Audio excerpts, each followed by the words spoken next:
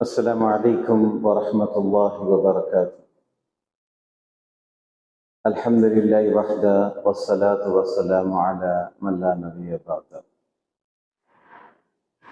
وقال اللہ تعالی فی القرآن الحکیم والفرقان العظیم، فاستعذ باللہ من الشیطان الرجیم، بسم اللہ الرحمن الرحیم۔ الحمد للہ رب العالمین، الرحمن الرحیم، مالک یوم الدین، ایاک نعبد و ایاک نستعین، اہدنا الصراط المستقیم، صراط الذین انعمت علیہم غیر المغضوب علیہم ولا الضالین، آمین۔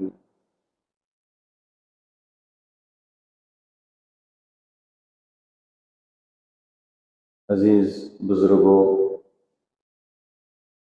نوجوان ساتھیوں، پیارے بچوں اور عزیز ماں اور بہنوں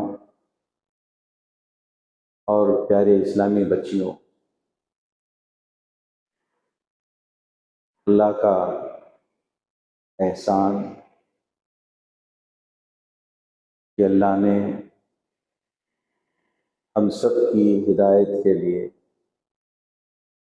ہدایت نامہ جو نازل فرمایا ہے، اس کی بدولت ہم اور آپ جو ہدایت قرآن کی ہیں، جس سے ہماری زندگی متعلق ہے یا اس سے ہم جڑے ہیں، تو یقیناً ہم بہت خوش نصیب ہیں۔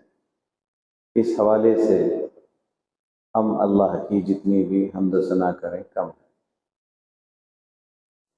دنیا میں بے شمار عناوین پر کتابیں موجود ہیں، مکمل کسی ایک عنوان پر آپ کو کتاب مل سکتی ہے، جو اپنے اپنے تعین سے اپنے عنوان کا حق ادا کرنے کی، وہ مصنف ہو یا مؤلف، وہ کما حق وہ حق ادا کرنے کی کوشش کرتا ہے، وہ ایک موضوع پر کتاب ہوتی ہے۔ دنیا میں ایسے بہت سی کتابیں ہیں اور اپنے اپنے مقام پر ان کتابوں کی بہت بڑی اہمیت ہے، اس سے انکار نہیں۔ جیسے ہم اپنے بچوں کو سائنس پڑھاتے ہیں، جغرافیہ پڑھاتے ہیں، ہسٹری پڑھاتے ہیں، کیمسٹری پڑھاتے ہیں، سائنس پڑھاتے ہیں، کیونکہ اس کی اہمیت ہے۔ اسلام ان چیزوں کا انکار نہیں کرتا۔ اور دوسری بات، زبانوں کو بھی ہم سکھاتے ہیں، کیونکہ قرآن اس بات کی سند دیتے ہیں، الرحمن علم القرآن علمہ البیان، بولنا بھی سکھایا۔ کیا ہے؟ کوکنی بولنے والا مسلمان، کیا اردو بولنے والا مسلمان۔ دنیا میں جتنی زبانیں ہیں ان سب کو سکھانے والا کون ہے؟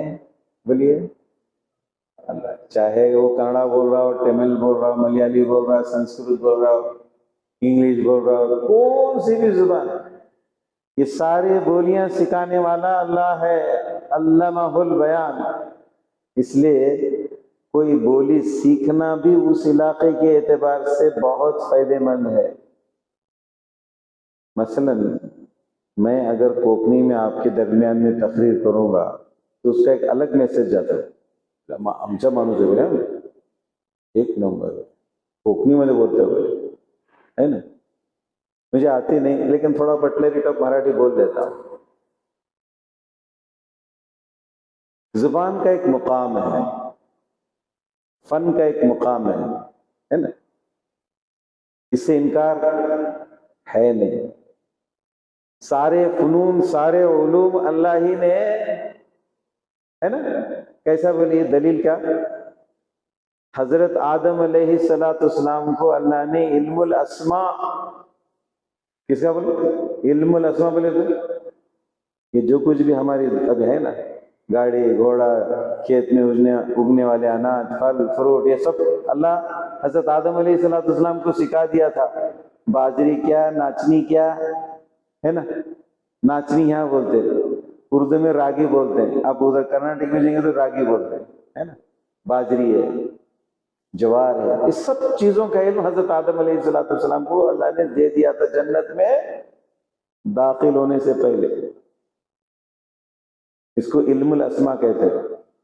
اس میں سائنس بھی آ گیا، انجینئرنگ آ گئی۔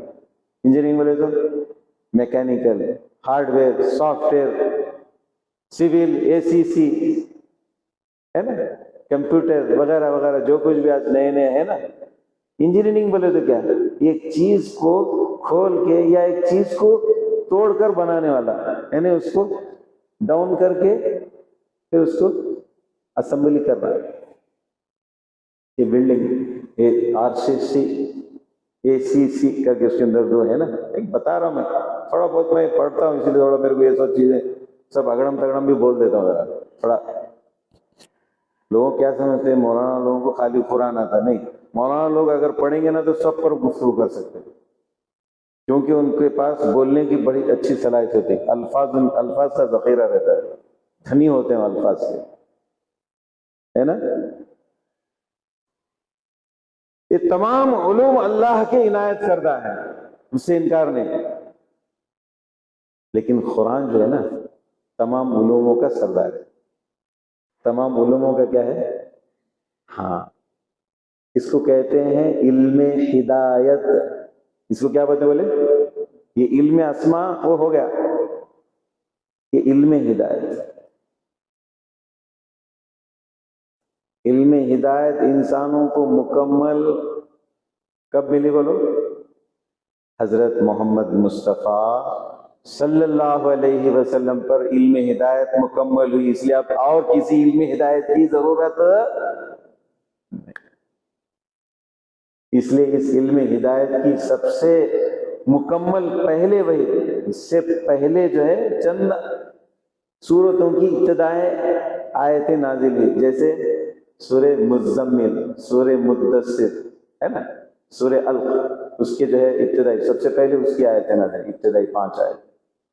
لیکن مکمل جو سورت نازل ہوئی ہے سب سے پہلے پیارے رسول صلی اللہ علیہ وسلم پر، سورہ فاتحہ۔ اور اللہ کے نبی اس سورت کے متعلق بیان فرمایا، جو مجھ پر یہ سورت نازل فرمائی اللہ نے، ایسی نہ سورت توریت میں، نہ انجیل میں، نہ زبور میں۔ یہ جو سورت ہے نہ توریت میں نازل ہوئی، نہ انجیل میں نازل ہوئی، نہ زبور میں۔ اور یہ ایسی صورت ہے ہر وقت اس کو پڑھنا ہے، نماز ہر رکعت میں، اس کے بغیر نماز نہیں۔ اس کا تعلق اللہ سے ہے، اسی لیے اللہ کے نبی صلی اللہ علیہ وسلم نے فرمایا ہے کہ یہ نور ہے۔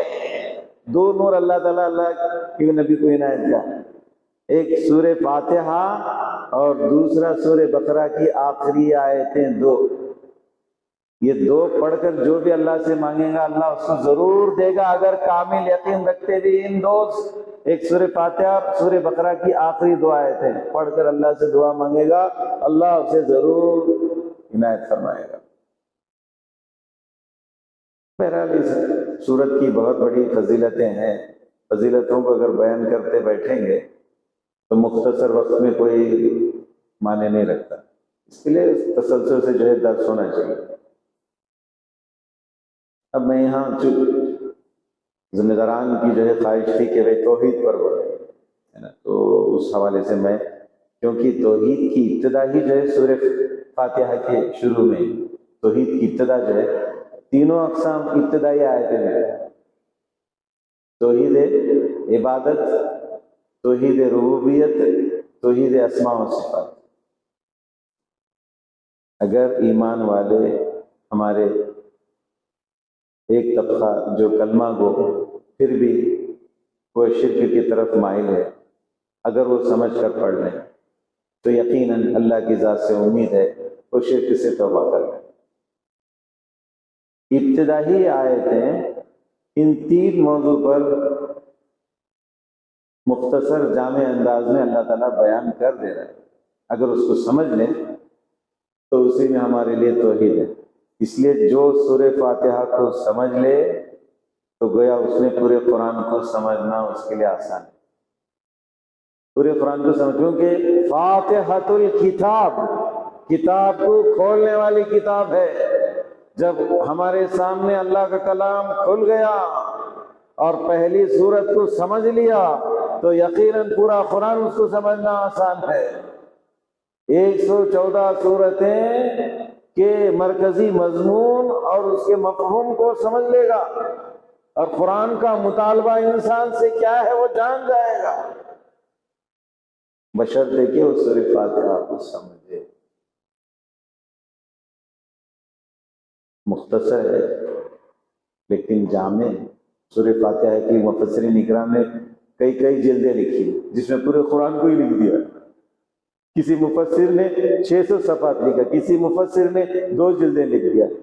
مولانا ابوالکلام آزاد علیہ رحمۃ نے سورہ فاتحہ کی تفسیر جو ایک مکمل جلد ہی لکھی ہے.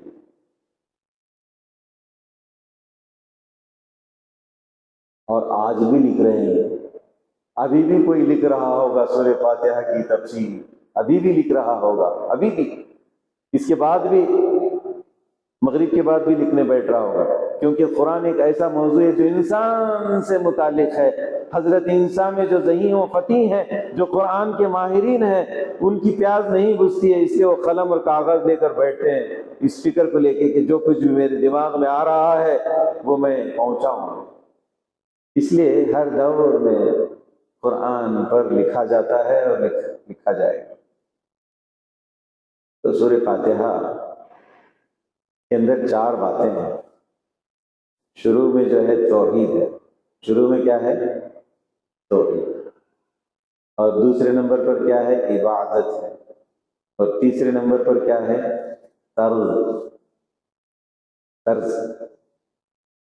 اور چوتھے نمبر پر کیا ہے؟ عبرت. وَأَتَبِرُ بِأَمْثَالِ. اللہ کے نبی صلی اللہ علیہ وسلم پر قرآن کتنے حصے میں نازل ہوا؟ 5. وَأَحَلَّ اللَّهُ الْحَلَالَ وَحَرَّمَ الْحَرَامَ وَآمِنُوا محکمات وَأَتَبِرُ بِأَمْثَالِ وَعَالِمُ محکمات وَأَتَبِرُ بِأَمْثَالِ.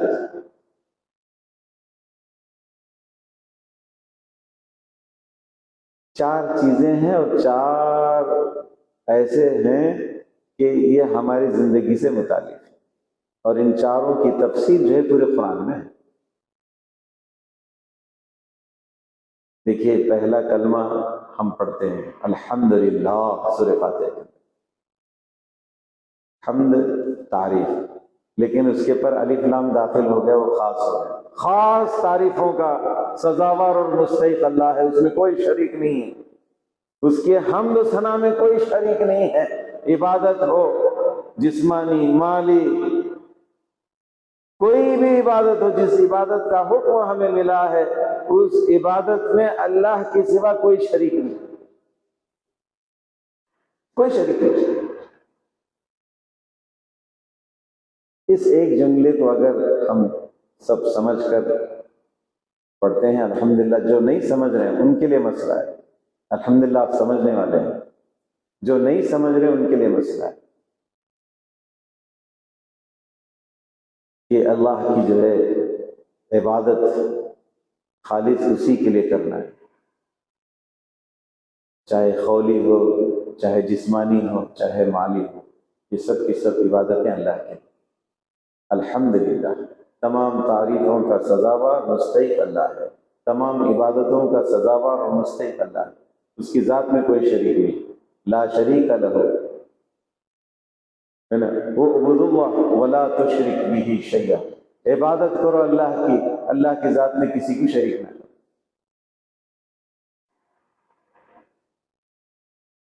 رب العالمین تمام جہاں کا خالق و مالک، تمام جہاں کا خالق و مالک اللہ ہے.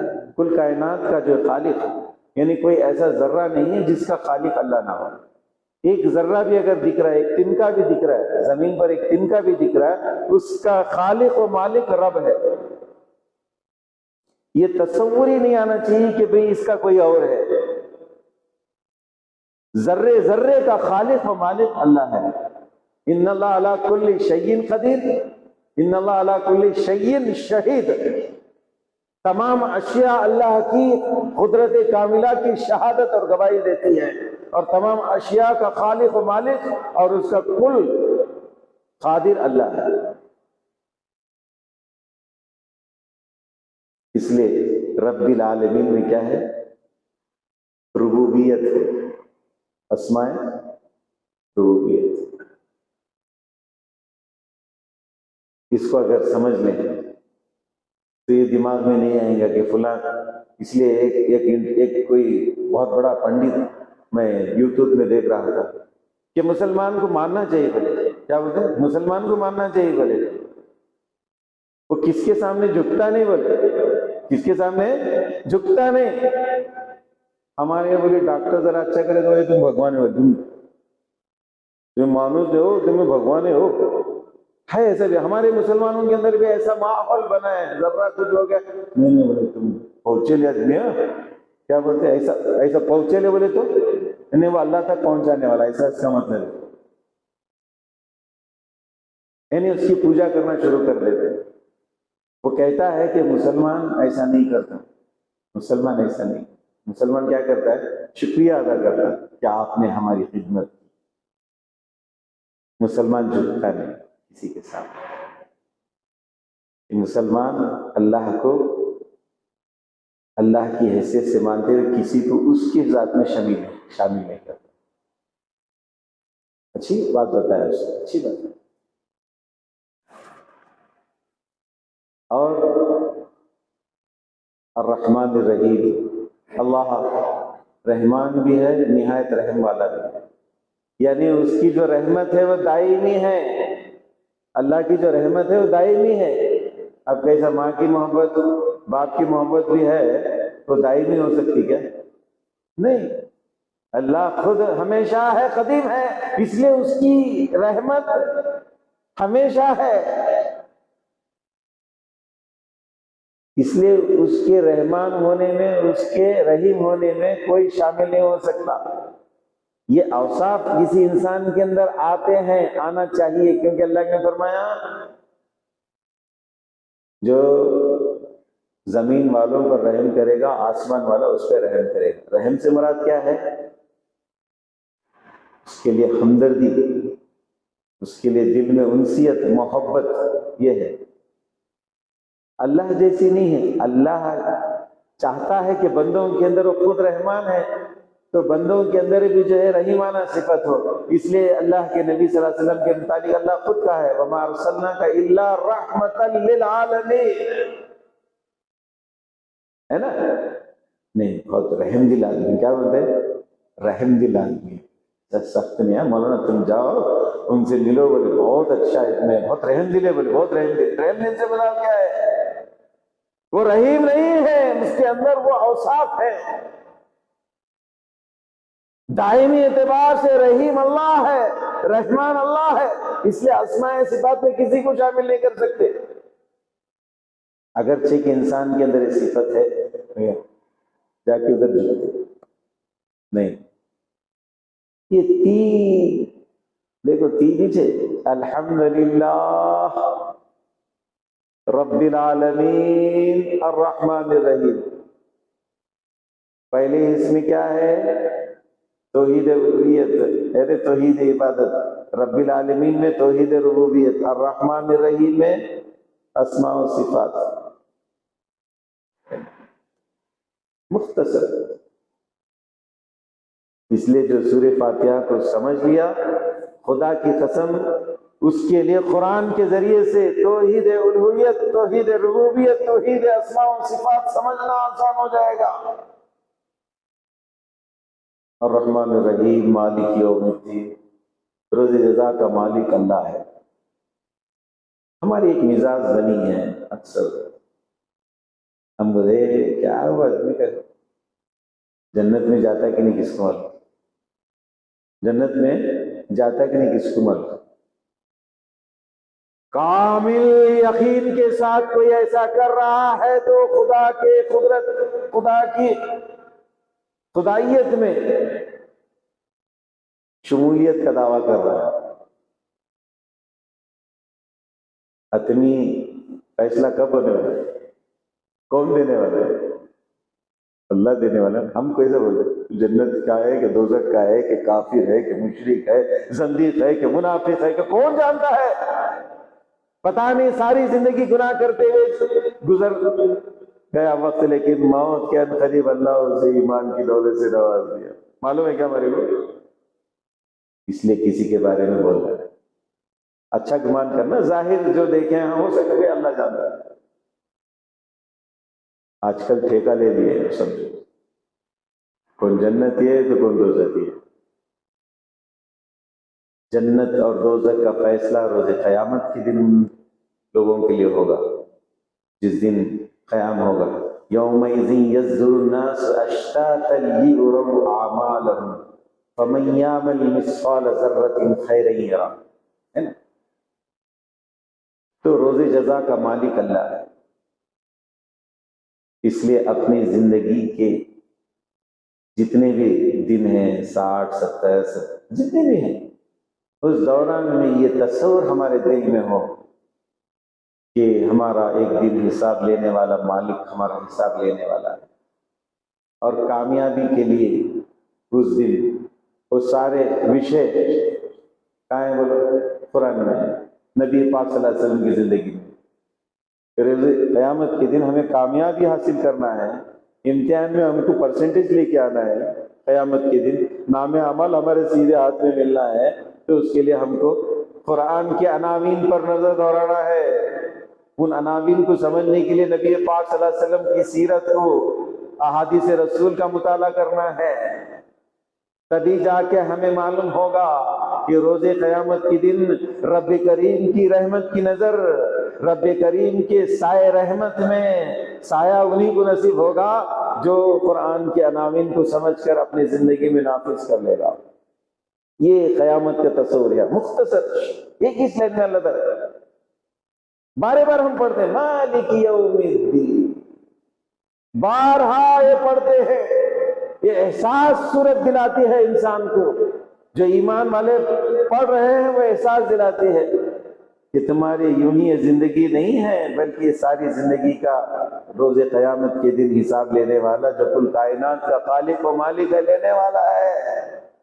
ڈرو اس دن سے، اس دن کی تیاری کرو۔ تو اس میں جو ہے پوری مکمل توحید کا ذکر آ گیا۔ آپ بارہا توحید کے متعلق علماء اکرام سے درس سنتے ہیں، میں سمجھا کہ چلو اچانک مجھے بول دیا گیا تو چلو اس صورت کے ذریعے سے کچھ باتیں بتا دیا۔ اب آگے کی جو آیتیں ہیں وہ عبادت پر دال کرتی ہیں، ایاک نعبد و ایاک نستعین۔ جب ہم اس کو اپنا رب تسلیم کر لیے ہیں تو پھر ظاہر سی بات ہے عبادت کریں گے تو کس کی؟ اسی لیے ایاک، دیکھیں ایاک آیا ہے نا، ایاک تیری ہی کا واحد مخاطب کی ضمیر ہے، خالی نعبدو بولتے تو بھی چلتا، ہم عبادت کرتے ہیں، کریں گے، لیکن ایاک جو آیا ہے تو اس میں خاص بات ہوگی کہ اس کے لیے مخصوص تمام عبادتیں تیری ہی لیے ہوں گی اور کسی کے لیے نہیں۔ ہم اللہ سے عہد کر رہے ہیں کہ اللہ تو ہی عبادت کے لائق ہے، تو ہم تیرے سوا کسی کی عبادت نہیں کریں گے، تو ہی عبادت کے لائق ہے اور تیرے سوا ہم کسی کی عبادت نہیں کریں گے۔ کوئی بھی معاملہ آیا تو ہم جھکائیں گے تیرے سامنے اپنے سر کو، ہم اپنے ہاتھ کو اٹھائیں گے تیرے سامنے اور کسی کے سامنے نہیں۔ اسی لیے ایاک نعبد کے ساتھ و ایاک نستعین بھی آ گیا ہے، اس لیے ایاک نعبد تو ہے لیکن باہر جانے کے بعد نستعین کسی کے ساتھ ہے نا، اس لیے ایاک نعبد کے ساتھ و ایاک نستعین بھی ہے کہ ہم تجھ ہی سے مدد طلب کریں گے، کیونکہ تو ہی جو ہے مددگار ہے، تو ہی دستگیر ہے، تو ہی غوث العظم ہے، غریب النواز ہے، بندہ نواز ہے نا؟ اسی لیے ہم تیرے ہی بارگاہ میں ہاتھ پھیلائیں گے اور کہیں نہیں ہاتھ پھیلائیں گے۔ کتنی مختصر آیت میں کتنی وسیع باتیں ہیں، اس کو بہت پھیلا سکتے ہیں۔ جب اس کو سمجھ لے تو ظاہر سے بات ہے کہ وہ کبھی کسی کے سامنے ہاتھ پھیلائے گا۔ اس لیے اللہ کے نبی صلی اللہ علیہ وسلم یہ بھی گوارا نہیں کیے۔ حدیث ہے معروف، ایک شخص آئے اللہ کے نبی صلی اللہ علیہ وسلم سے کہا ماشاء اللہ وشیت، اللہ کے نبی کے سامنے کہا ماشاء اللہ وشیت، ماشاء اللہ اللہ چاہے تو، ماشاء اللہ بولے تو اللہ چاہے، اس لیے انشاءاللہ بولنے کے بعد ماشاء اللہ بولنا، کیا بولنا چاہیے؟ کیا بولے خالی ٹالنے کے بچتے انشاءاللہ بولتے رہے، تیری نہیں بولنے کا بولتے، ایسا بولنا بھی نہیں، اگر انہیں ٹالنے کے لیے بول رہا تو بولنے دو، لیکن کوئی انشاءاللہ بول دے تو یقین کر لو کہ وہ آئیں گا، ایسا کر لو، کیونکہ انشاءاللہ کے معنی کہ اللہ چاہے تو ماشاءاللہ، اللہ ضرور چاہے گا تو آئے گا، تو ماشاءاللہ اللہ چاہے تو، وہ شیخ تھا آپ چاہے تو، ماشاءاللہ وہ شیخ تھا۔ اللہ کے نبی کو یہ بات پسند نہیں، آپ کا چہرہ متغیر ہو گیا، اجعلتنی مع اللہ، کیا تو نے مجھے اللہ کے برابر بنا دیا؟ قل ماشاء اللہ، کہ اللہ چاہنے سے ہوگا، میرے چاہنے سے نہیں۔ اکثر ہمارے کچھ ایسے لوگ ہوتے ہیں اللہ رسول چاہے تو ہوتا ہے، ایسا بولنا ہی شرک ہے نا؟ تو شرک کہاں کہاں ہو سکتا ہے، اس کا احساس بھی ہونا ضروری ہے، کن کن جملوں میں، کن کن بول میں ہو سکتا ہے۔ بہت ساری چیزیں تفصیل میں جائیں گے تو بہت وقت اس میں درکار ہے، اور یہ سننا بھی ضروری ہے، اس بار سننا ضروری ہے، تفصیل سننا بھی ضروری ہے، یہ نہیں کہ ایک وقت میں سارا سن لے تو وہ بھی بیکار ہے، کیونکہ آدمی کا دماغ کو کہنے ہیں مولانا بولے ہمارے دماغ کا جو فالودہ کر رہے اس کو بہت جلدی بند کرو، ایسا بھی نہیں ہونا۔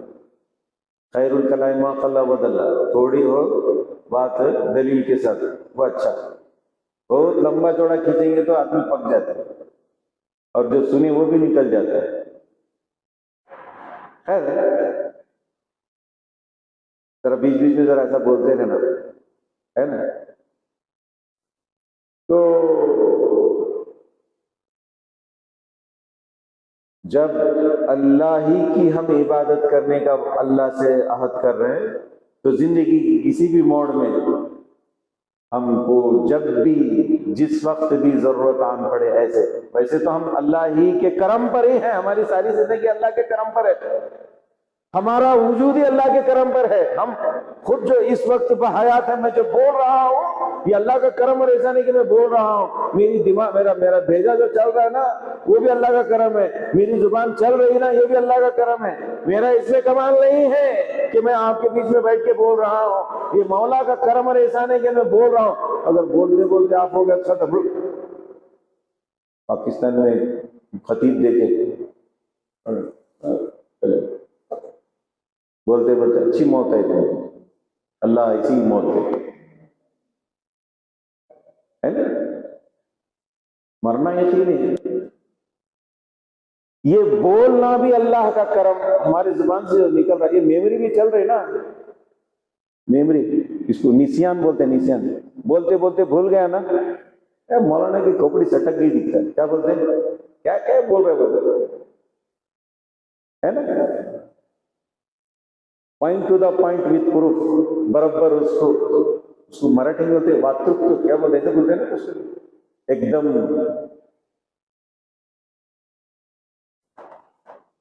یہ اللہ کی طرف سے ہی نعمت ہے، آپ کے درمیان میں 2 بچے ماشاءاللہ مدرسے میں زیر تعلیم، بولا انہوں نے، ایک والدین کے حقوق ہے نا، ایک آپ نے کیا بولے ذہن میں دیکھو، ہاں صدقے کے بارے میں ماشاء اللہ، والدین کے حقوق، ایک بچہ والدین کے حقوق کے بارے میں بول رہا ہے، ایک بچہ صدقے کے بارے میں بول رہا ہے، یعنی ان کی میموری میں یہ بات بیٹھ گئی صدقہ کیا ہے، وہ بولے آپ کے سامنے، ایک بچہ والدین کے حقوق کے بارے میں بول رہا ہے، یعنی ایموشنلی وہ اس سے ریلیٹڈ ہو گیا وہ، یعنی اس کے دل میں ماں کی باپ کی محبت ہے، اس لیے تو اس نے عنوان بھی ہونا کیا سنانا، اس کو ایون خود ہی اس پر بہت یہ ہے، ریلیٹڈ ہے وہ، اور ایموشنل بھی ہے، اور اس کا انٹینشن بھی وہ ہے کہ ہمارے ہمارے عمر کے بچے ماں باپ کی قدر کرنے والے بنے۔ یہ کامن سینس بتا رہا ہوں میں، آدمی جب بولتا ہے نا تو اس سے وہ ریلیٹڈ بھی رہتا ہے، اور اس کا خود کا انٹینشن کیا رہتا ہے، بولے میں جیسا میرے ماں باپ کو دیکھ رہا ہوں نا ویسا سب دیکھیں، ایسا رہتا ہے اس کا انٹینشن۔ ہاں وہ قرآن کی آیت کو آپ دیکھیں گے، کامن سینس، اللہ کے نبی صلی اللہ علیہ وسلم کا انٹینشن کیا تھا معلوم؟ یہ پورے عرب کے لوگ ایمان لے آئے، اللہ تعالیٰ ایک آیت نازل فرمائے، ان الذين كفروا سواء عليهم أأنذرتهم ام لم تنذرهم لا يؤمنون ختم الله على قلوبهم وعلى سمعهم وعلى بصارهم غشاوة ولهم عذاب عظيم۔ سب کو یاد ہوگی ماشاءاللہ، قریب سورہ بقرہ کی ابتدائی آیت ہے۔ اللہ کے نبی کو شدید خواہش تھی کہ سارے عرب کے لوگ اللہ والے بنے، موحد بن جائے، اللہ کی ذات میں شریک کرنے والے نہ بنے، اللہ کے مطیع فرما بردار بنے جائے، شدید خواہش تھی اللہ کے نبی کی، درد تھا دل میں، کڑن تھا، رات دن اسی فکر کو لے کے رہتے تھے۔ تسلی دے اللہ، یہ جو ہے نا ایک انکار کرنے، ان الذین کفروا، بے شک جو انکار کرنے والے ہیں جو لوگ ہم نہیں مانتے، ان کو سمجھاؤ یا مت سمجھاؤ، سواء علیہم، برابر ہے، یہ نہیں ماننے والے ان کو چھوڑ دو ان کے حال پہ، بولتے ہیں مولانا کیا اس کے پیچھے لے کے دے، وہ سننے والا نہیں، اس کو سمجھاؤ یا سمجھاؤ، برابر ہے بولے، وہ کھوپڑی سدھرنے والی نہیں بولے، چٹک لیے پتھر دل ہے وہ، بولتے ہیں نا، نہیں یہاں کی کامن لینگویج سمجھ میں آتا ہے اس لیے بولتا ہوں میں، چٹکے لائے بولے ہو، اس کا کیا ہے بولے، دل بھی پتھر ہوئے لائے بولے ہو، اللہ اسی کا ذکر کر رہا ہے، یہ آنکھ ہے اس کے باوجود اندھے بنے ہوئے ہیں، یہ ان کے کان ہیں اس کے باوجود بہرے بنے ہوئے ہیں، دل پر غشاوہ، بہت اس کے اندر آپ ڈیپلی جائیں گے نا تو بہت تفصیل آپ کے حیران ہو جائیں گے، عقل ہے، وقت اس کے لیے درکار ہے۔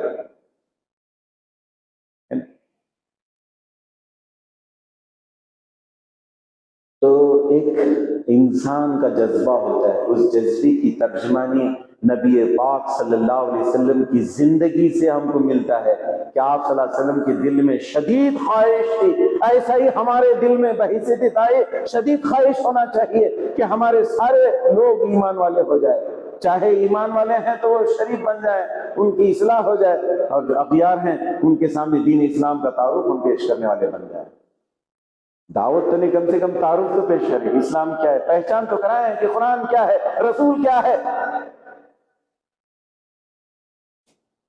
ایک بہت باریکی باتیں ہیں، سمجھے، بڑھ گیا میں، تو آدمی جب اللہ کی خالص عبادت کرنے کا اللہ سے عہد کرتا ہے تو اپنی زندگی میں کبھی بھی کوئی بھی معاملہ آ جائے تو اللہ ہی کے سامنے ہاتھ پھیلائے، اللہ ہی کے سامنے، کسی کے سامنے نہیں۔ یہ آج کل بھوندو بھی ہیں، بابا لوگ بھی ہیں ہمارے یہاں، آج ہمارے یہاں سلفیاں کے بھی بہت آگے ہیں، سمجھ میں، شریف پھونک پھانک بھی آ گیا ہے، اس میں بھی بہت کچھ ہو گیا ہے، لوٹم لاٹ بھی چلی لیے، شرعی اعتبار سے پھونک پھانک ہے، اس سے انکار نہیں ہے، لیکن وہ دھندا بنا لینا صحیح نہیں ہے۔ اگر دے دیتے ہیں الحمدللہ، لیکن ریٹ طے کرنا کہ اتنا دیا تو میں پھونکوں گا کان میں، یہ غلط ہے، یہ ذہن میں رکھیے۔ آج کل ہو گیا، میں کلیئر کٹ بولنے والا آدمی، اور دکانیں بنی ہوئی بہت کچھ، اس کی وجہ بھی ہے بہت ساری، معاشی آدمی کو کمزوری، اس لیے اللہ کے نبی ایسی غربت سے پناہ مانگی ہے جو کفر تک لے جائے۔ ہمارے ائمہ کو تنخواہ بھی اتنی نہیں دیتے، پھر انہیں ڈنگ ڈانگ شروع کر دیتا انہیں اندر اندر کیا کیا کچھ کر دیتا، اس کی ہم کو فکر نہیں ہوتی، خالی انہیں یہ کر رہا اس کی ہوتی، کیوں کر رہا اس کی فکر نہیں ہوتی، کیوں کر رہا نا اس پر اگر توجہ دے کے اس کا علاج کریں گے نا تو کیوں ختم ہو جائے گا، پھر واہ شروع ہو جائے گا، سمجھ لیں، واہ کیا بات ہے۔ لیکن ہم صرف کیا ہے کہ وہ دیکھتے ہم لوگ، علاج نہیں تلاش کرتے۔ بہرکیف بات نکلی، بات بول دیا، کیونکہ انسان کمزور ہے، انسان کیا ہے کمزور ہے، اس لیے جب بہت کمزور ہوتے ہیں بہت ڈھونڈتے رہتا ہوں، باباؤں کو ڈرتا میں دیکھا ہے، ہاں ہمارے علی جس میں بھی دیکھا تھا، مولانا دیکھو تو ادھر کون چکے رہتے ہے، انسان کمزور ہے، انسان کمزور ہے، اس لیے ایسے موقع پر جو ہے کیا ہے بولو، اللہ اللہ ربی لا اشرک، اس کو پڑھتے رہے، اللہ اللہ ربی۔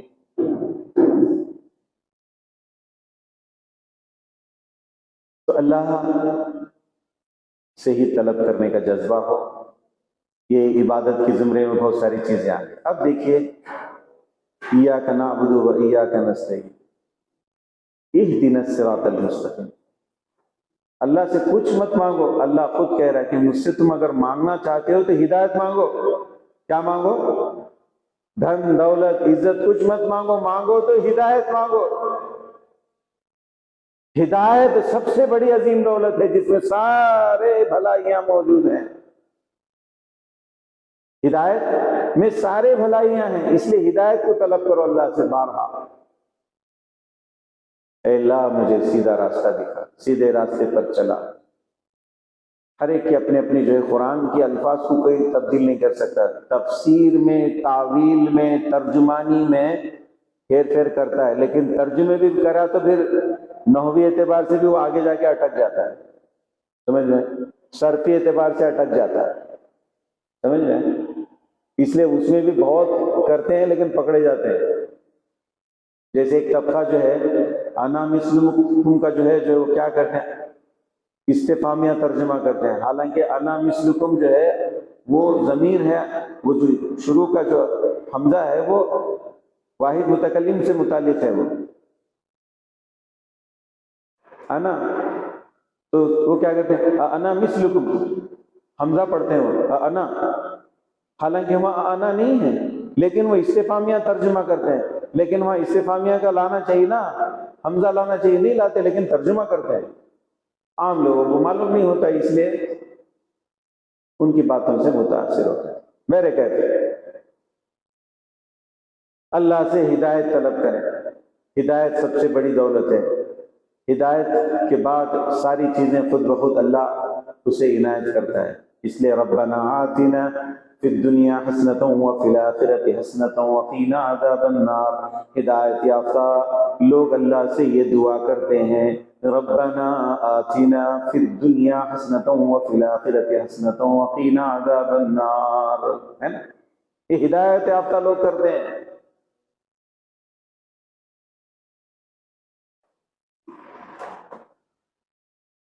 تو ہدایت،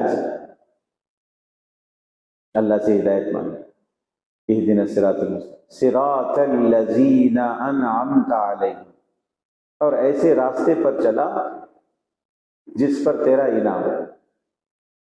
اب انعام کن کو حاصل ہوا؟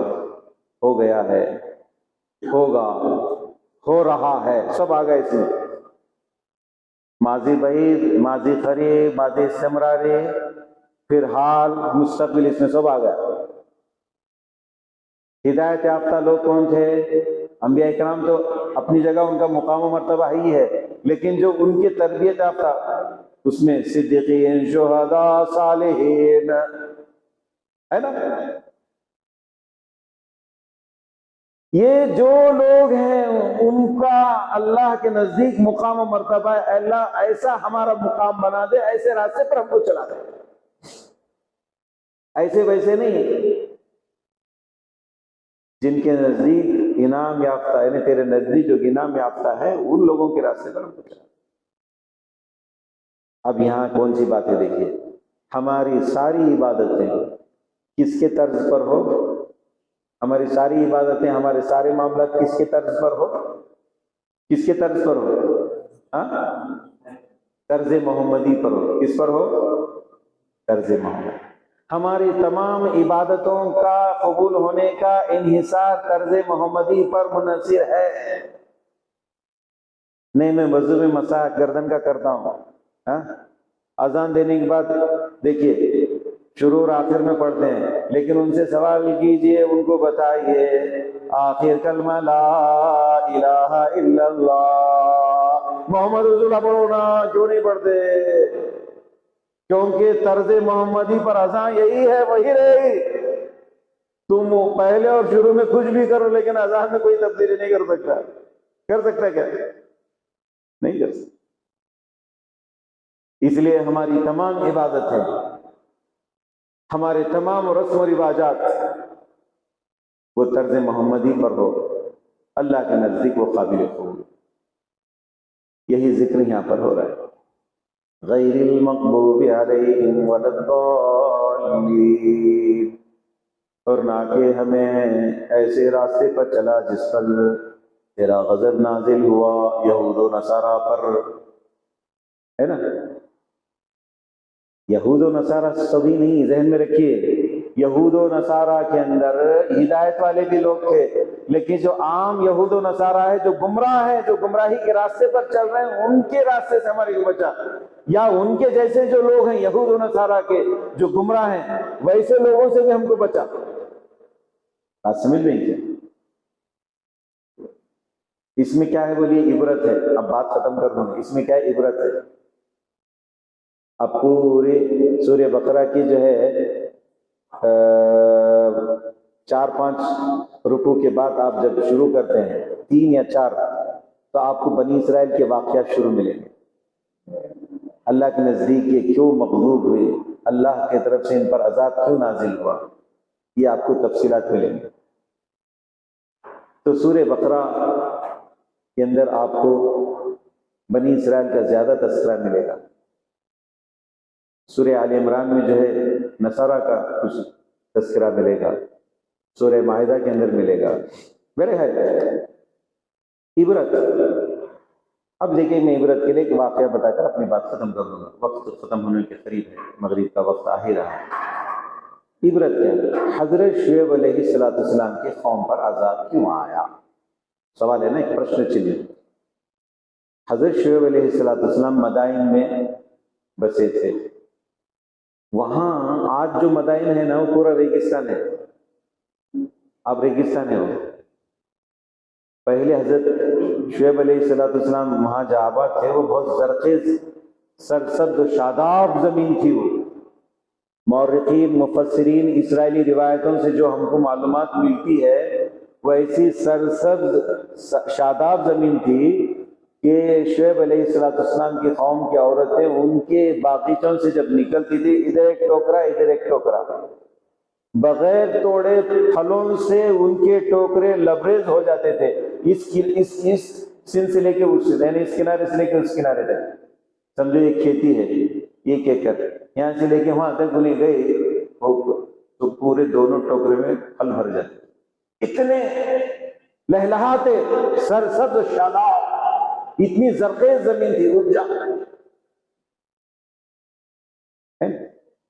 ایک سمپل ایگزامپل سمجھنے کے لیے، کوکن میں اناج زیادہ نہیں ہوتا، دال بولو، تور کی دال، مونگ کی دال، ہے نا، املی یہاں کھاتے، یہاں نہیں ہوتا، کوکم ہوتا ہے کہ نہیں، اوپر سے آتا۔ اوپر والے کیا کر رہے؟ اگر تم کو ڈانڈی مار کے دے رہے، ایک ایگزامپل بول رہا ہوں کیونکہ وہاں ہو رہا نا، گنا کہاں ہوتا وہاں ہو رہا ہے، شکر وہاں ہو رہا ہے، ایک مثال سمجھنے کے لیے۔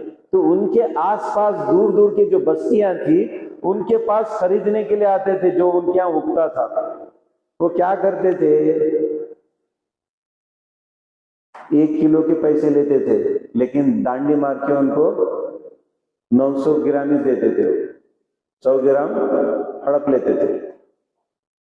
اللہ کے نبی حضرت شعیب علیہ السلام کے ذریعے سے ان کو سمجھایا گیا کہ ان کو بولو ایسا ڈانڈی مت مارو، ان کو دھوکہ مت دو، جتنے پیسے لیے ہیں اتنا مال دو، لیکن وہ ایسا نہیں کیے۔ اس وجہ سے حضرت شعیب علیہ السلام کی قوم پر عذاب آیا کہ اچانک رات میں جو ان کے جو ایریگیشن ڈپارٹمنٹ تھا، ڈیم بنے ہوئے تھے واٹر ریزرو کرنے کے لیے، ڈیم بولے تو پانی کا ذخیرہ ہے نا پانی کا ذخیرہ، وہ پھٹ گیا اچانک آدھی رات میں، 3-4 ایسا کچھ بولتے ہیں 3-4 کے درمیان، کیونکہ گہری نیند رہتی نا، پورے فورس کے ساتھ پانی آیا، پوری بستیوں کو پانی نیست و نابود کرتے، کھیتیوں کو جو ہے بالکل بنجر کر دیا، پوری اوپر جو مٹی تھی نا اگنے سب بہ گئے۔ آج جا کے دیکھیں گے تو ادھر ریت ہے۔ کیوں عذاب آیا؟ ڈانڈی مارتے تھے۔ ایسے قرآن کریم میں واقعات جو ہیں وہ اس لیے کہ ہم اس سے عبرت حاصل کریں، ان باتوں سے اپنے آپ کو بچائیں۔ تو قرآن کی اس ابتدائی مکمل جو سورت مکہ مکرمہ میں ابتدائی دور میں آپ صلی اللہ علیہ وسلم پر یہ سورت نازل ہوئی، اس میں 4 باتیں ہم سب کے لیے ہے۔ پہلی بات توحید ہے، دوسری بات عبادت ہے، تیسرا طرز محمدی ہے، چوتھا عبرت ہے۔ اللہ تعالیٰ سے دعا ہے کہ اللہ تعالیٰ ہمیں قرآن کی اس مختصر جو باتیں میں نے آپ کے سامنے پیش کی، مجھے اور آپ کو اس پر عمل کرنے کی توفیق عنایت فرما۔ اللہ تعالیٰ ہم سب کو اپنے توحید کے متعلق فکر کرتے ہوئے، توحید کے متعلق جتنے بھی باتیں اس سے واقف ہو کر اس کے مطابق توحید کے متعلق عمل کرنے کی توفیق عنایت فرما۔ عبادت کے متعلق جتنی باتیں قرآن کریم میں اس کو سمجھ کر اپنی زندگی میں اللہ کی عبادت کرنے کی توفیق عنایت فرما، اور ہماری اپنی عبادتوں کو قبول کروانے کے لیے طرز محمدی کو مکمل سمجھنے کی توفیق عنایت فرما۔ قرآن کریم سے ہمیں عبرت حاصل کرنے، جو قرآن کریم میں واقعات ہیں ان سے عبرت پکڑتے، ان تمام واقعات سے بچنے کی ہم سب کو توفیق عنایت فرما۔ اللہ تعالیٰ ہم سب کو قرآن کریم کو سمجھ کر پڑھتے ہوئے دوسروں تک پہنچانے کی توفیق عنایت فرما۔ وما علینا